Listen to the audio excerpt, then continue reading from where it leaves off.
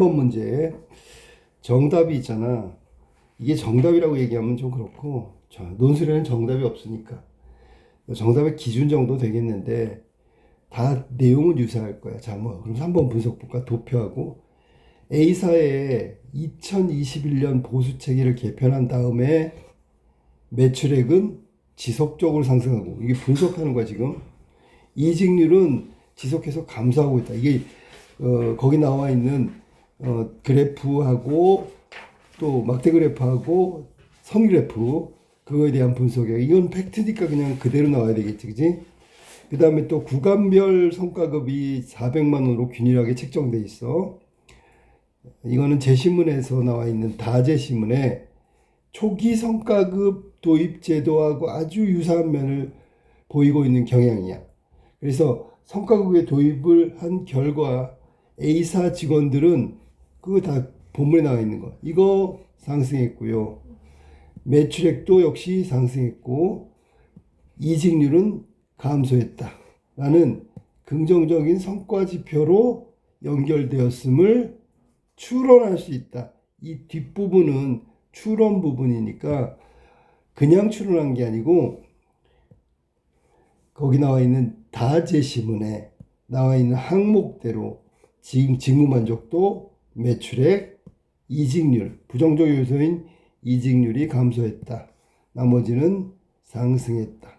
그러면 결과적으로 얘기한다면 성과 지표가 더 긍정적으로 되었다는 걸 추론할 수 있다.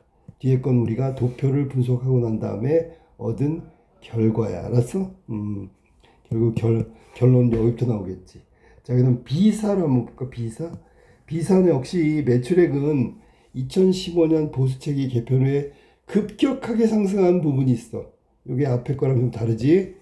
이직률 또한 지속적으로 증가하고 있다. 거의 변동이 없는 것처럼 보이지만 조금의 양의 관계를 갖고 있기 때문에 조금 증가했다는 얘기는 아까도 얘기했지만 한 달에 5명씩 이직했는데 그러면 수평이 되잖아. 근데 그거보다 약간 기울기가 올라갔기 때문에 5명, 6명, 7명 이런 식으로 증가했다는 뜻이야. 그럼 B사는 A사에 비해서 어떤 그 성과급을 제도를 취하고 있냐면 기본급은 일단 평균적으로 낮고요. 500만 원 정도 낮아. 성과급 구간별 지급액도 차등이 돼 있죠. 뭐 400, 500, 1000 뭐 이런 식으로.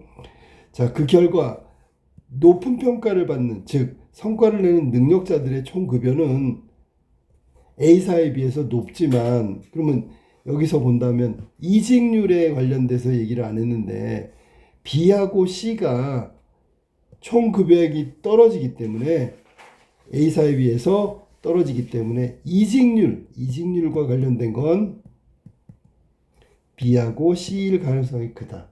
요거 내용 추가돼도 돼. 알았어? 다음에 B사의 경우는 성과급이 강화로 성과의 부익부 빈익빈처럼 우리가 성과를 내는데도 부익빈 빈익빈처럼 한쪽의 성과 창출의 결과로 급증했어. 그 급격하게 증가한 원인 바로 그 부분이야. 그리고 성과급은 성과 평가가 있는 기간이 있단 말이야. 기간이 정해져 있어. 기간이 거의 다 됐을 때 아마 성과를 내기 위해서 훨씬 더 노력했을 가능성이 있거든. 그때 이제 급발진하는 것처럼 급격하게 증가한 결과가 아닐까라고 얘기했어. 자, 그럼 이제 추론 들어가요. 추론.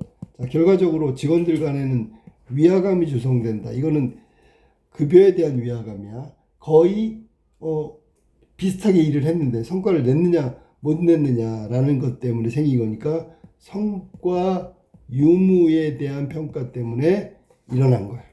그 다음에 근무 환경이 불안정하다는 얘기는 상대적으로 저평가되고 있는 사람들에 대해서 현실적인 문제인데 급여 수준이 현격하게 떨어졌다고 보는 거예요. 이 떨어진 부분은 거의 고평가한 성과 창출 쪽으로 간 거지. 뭐 그렇게 생각하면 돼. 결과 이직률의 증가라는 전체적으로 보면 부정적인 결과가 일어나고 있다는 거지. 그러면 이 이직률은 물론 이직률에 대한 내용은 또 두 가지 나오는데 첫 번째 B, C, BC였나? 끝부 잘 안 나온 쪽 있잖아요. 그 다음에 두 번째 A, D도 있을 거 아니야. 맞지? 잠깐만. 이거 틀렸다. BC가 아니라 B, CD겠지. CD. PC 맞아요. BC 맞아? 네. SA. S가 있구나. 미안해. 또 까먹었어. BC 같은 경우에는 낮고 SA 같은 경우에 높을 수도 있어. 어떤 거냐면, 자, 봐봐. 이 높다는 게 뭐냐면, A에서 B로 이직할 확률도 있어. SA는. 무슨 말인지 알겠지? 그 다음에 얘네들은 BC 같은 경우에는 이직률이 어디로 가냐면, 성과급이 아니라 호봉제. 이쪽 회사로, 뭐, 여기 말고 뭐 C라는 회사가 있다. 그러면 그쪽으로 이직할 수 있는 이유도 된다. 알았지? 성과를 잘 못 내기 때문에 오히려 호봉제가 맞다고 생각해서 안정적 급여 체계를 가지고 있는 호봉제 체계를 가지고 있는 C, 가령의 C다. 가령의 C로 이직한 결과로 나올 수도 있다. 근데 이거 재밌잖아. SA 같은 경우에 A의 SA는 성과를 냈기 때문에